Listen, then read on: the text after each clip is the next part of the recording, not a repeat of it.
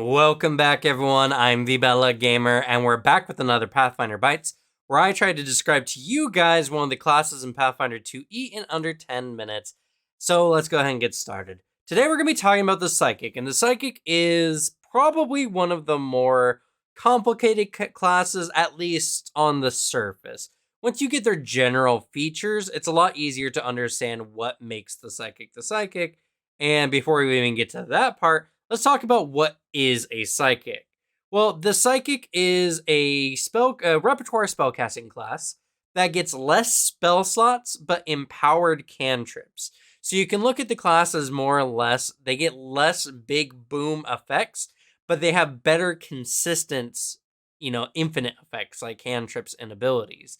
This makes a psychic really good, and they don't really peter out like other spellcasters when an adventure tends to run a little long between rests.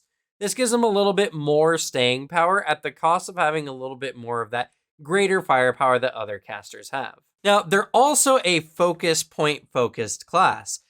All of their, well, not all, but most of their features revolve around the use of focus points. They even start with 2 focus points.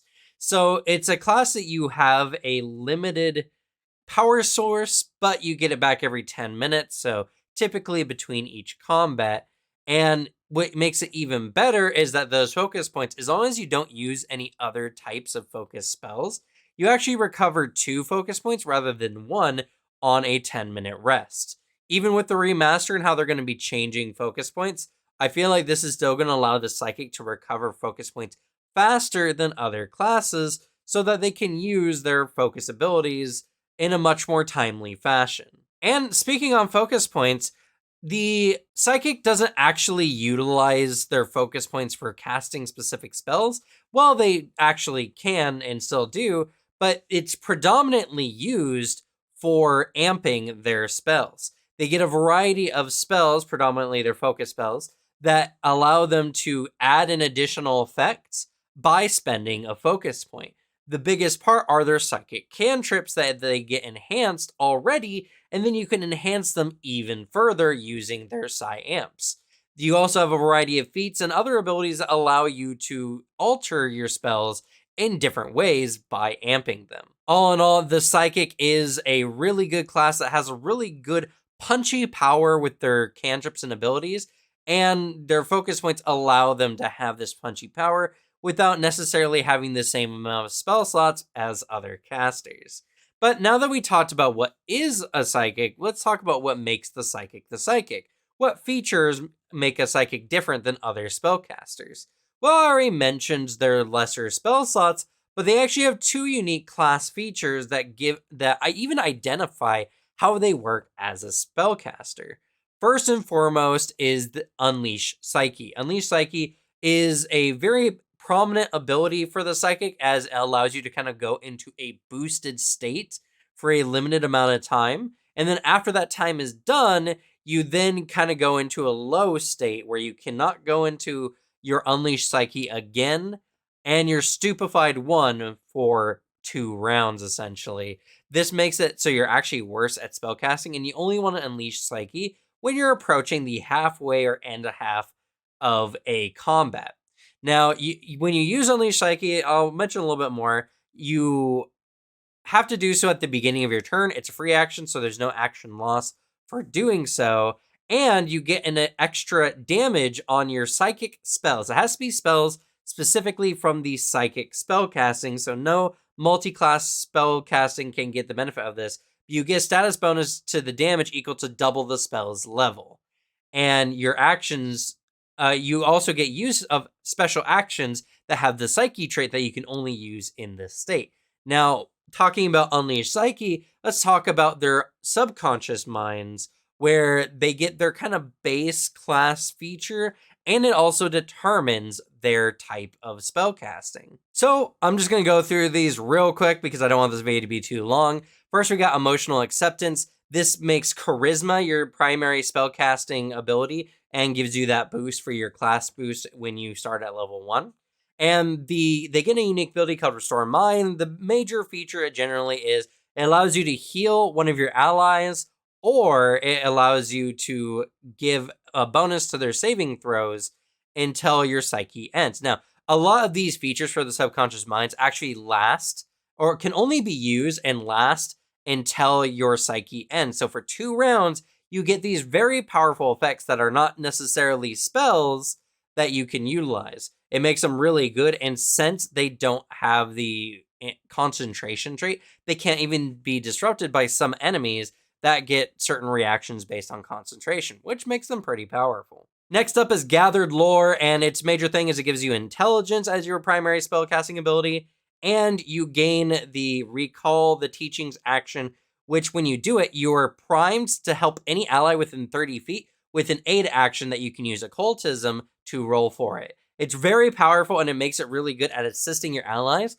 for only a singular action. Next up is Precise Discipline. This one gives you intelligence as well as your primary casting ability, and you get Calculate Threats. So when you're in your Unleashed Psyche, as an action, you essentially get to raise your defense, giving yourself a +2 circumstance bonus to your AC and reflex saves until the beginning of your next turn. Then we finally have Wandering Reverie. This is the charisma one. This is a charisma one.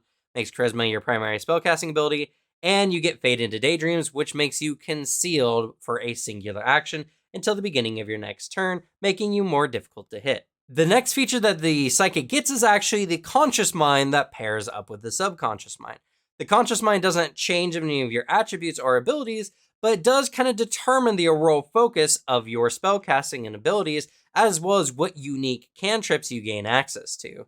So I'm going to go through these as quickly as I can because I don't have too much time, but they are all very powerful. They give you a list of additional spells to add to your repertoire, in addition to additional unique cantrips and empowered cantrips as well. If you want to see more information on this, you can always check out Archive and Nethys, where you'll get an in-depth description on each of these. But I'll give you the general rundown right now. So first up is the Distant Grasp. This is your general telekinesis conscious mind. You have a lot of abilities that focus on your ability to manipulate objects, and you even get an empowered mage hand that can lift more than a standard mage hand can. The Infinite Eye is a clairvoyance perception-based one. You get enhanced perception abilities, the ability to see into the future. This one mostly focuses around like aiding or utility more than anything else, but is really good if you have a character who is specifically designed for, perceiving things, which is very helpful in a lot of situations. Then there's Oscillating Wave, which is kind of like the premier offensive conscious mind, and it allows you, it has a primary focus on spells that do fire or cold damage. And I will add on top of this, you also get this unique feature called Conservation of Energy. And it's really interesting. Every time you use one of your psychic abilities in a round, I think is one of the ones that you amp specifically. You can either choose to add energy, which changes its trait to fire and changes its damage types to fire, or you can remove energy, which does the opposite. It does cold and cold. But the interesting thing about this is that if you if you use one of them, you must then use the other next time, as you cannot create or destroy energy. You can only add or remove it. So when you create fire on one instance, the next instance is going to be cold. This is somewhat difficult to get your head around, and I understand. I did do a video explaining a bit of it more, which I'll go ahead and mark up here in the corner. But trust me, it's very, very powerful, and this comes with very damaging cantrips and is really good if you kind of want to play the more blaster caster style of Psychic. Then we have the Silent Whispers Conscious Mind, a really good one. It has enhanced telepathy ability, allowing you to communicate with your allies or to infect your enemies with mental attacks. Very good if you want to go with the pure mental agony style of Psychic, and you get some really, really cool focus cantrips along with this one as well. Even enhancing the message cantrip, allowing your allies to take special reactions when you use it, which is very, very powerful. Next up is the Tangible Dream, which allows you to create special magic constructs. They're either like physical constructs you can use to attack the enemy, like physical weapons, or even things like holograms or dazing effects.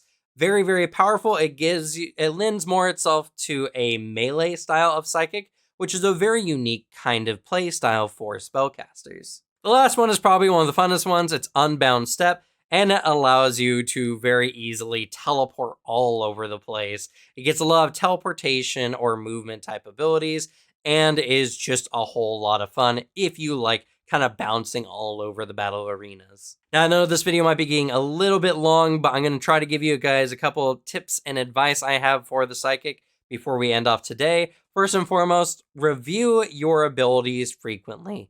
The Psychic has a lot of abilities, so maybe even too many, some might say. This can be a bit overwhelming. Don't stress out about it too much. As long as you're utilizing your primary cantrips during combat, you're not really going to be hurting your team. But go over your feats and abilities very frequently because you do get a lot of abilities, and there's a lot of things that Psychics do, and the only way to really get used to it is just to keep using your abilities. Look for reasons to use each of your abilities so that you can kind of get a handle on them and hopefully remember them when you actually need them. I kind of mentioned earlier before, but if you're only using your amps and abilities, Psychics actually get an enhanced level of focus point regeneration, getting 2 points rather than 1 on a refocus. So avoid mixing in other focus spells from multi-classing or archetypes, as this actually messes it up. If you use your focus points for anything other than amping between refocuses, you're going to only be able to refocus 1 point rather than 2, which could cause you to lose out on focus points. So do try to avoid using focus spells from other kinds of multi-classes or R-types, as I mentioned. And last but not least, your spell slots are incredibly limited.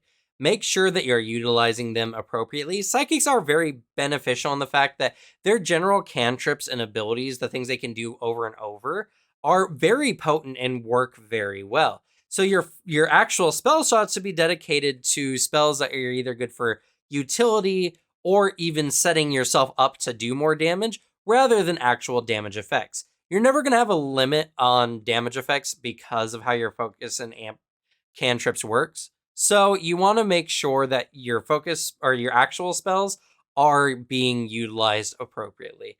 Anyway, that's going to be it for me. Thank you all so much for watching. Hopefully this helped you all out. I know Psychic is a little bit more difficult. I did do another video on it, as I mentioned before.